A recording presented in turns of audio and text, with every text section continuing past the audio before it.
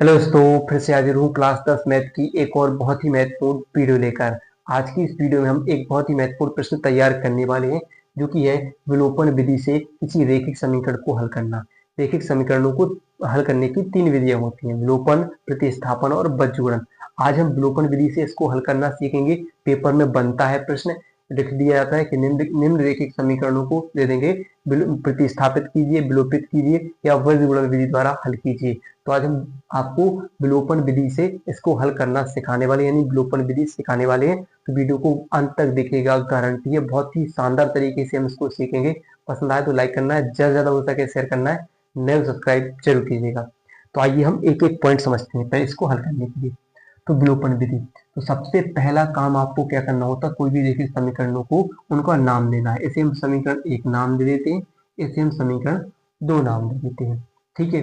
अब हमें क्या करना है, इनमें से किसी चाहे वो x का मान हो चाहे y का मान हो, उसे एक को हमें बराबर बनाना है और बराबर बनाकर उसे एक मान को काटना है, घटाना है या काटना है। तो यहाँ पर देखिए, यहाँ पर क्या करते हैं, 2x प्लस 3y बराबर 18 है। तो हम क्या यहाँ पर 2x कर सकते हैं। तो इसके लिए हमें क्या करना होगा, तो ये लिखेंगे हम कि समीकरण दो में 2 से गुणा करने पर करने पर अगर हम समीकरण दो में 2 से गुणा कर देते हैं तो यहाँ पर 2x आ जाएगा और 2x से 2x कट सकता है, तो यहाँ पर हम 2x कर लेंगे।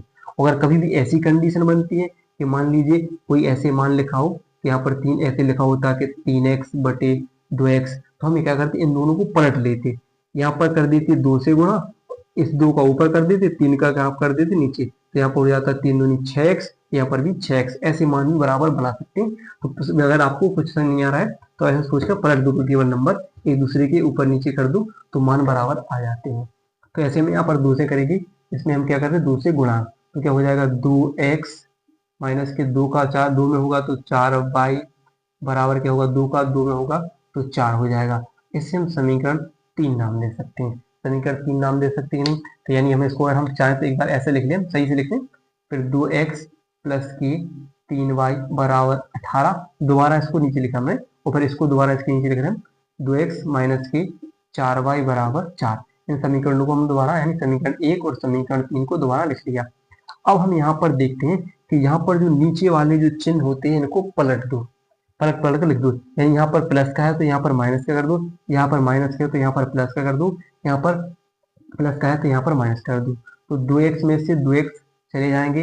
अब क्या हो जाएगा, यहाँ पर हो जाएंगे देखो प्लस, यहाँ पर जो माइनस को क्या कर दिया प्लस, तो कितने हो जाएंगे 4 और 3 कितने हो जाएंगे 7, कितने हो जाएंगे 7। तो यहाँ पर हो जाएंगे कितने हो जाएंगे 7 बाई, यहाँ पर कितने 18 में से 4 जाएंगे तो कितने बचेंगे, कितने बचेंगे 14, कितने बचेंगे 14।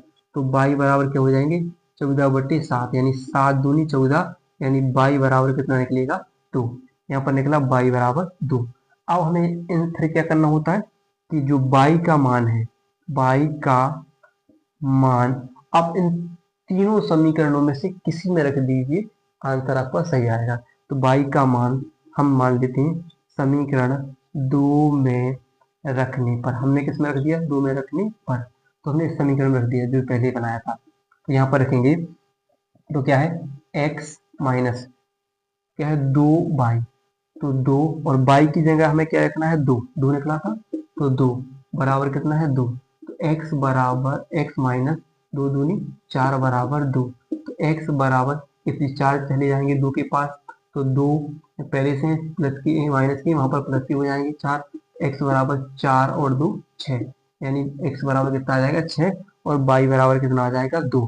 इस तरीके से आप समीकरण को हल कर सकते हैं और यह हल करने की सबसे आसान विधि है। तो वीडियो पसंद आई हो तो वीडियो को लाइक और चैनल को सब्सक्राइब करना ना भूलिए।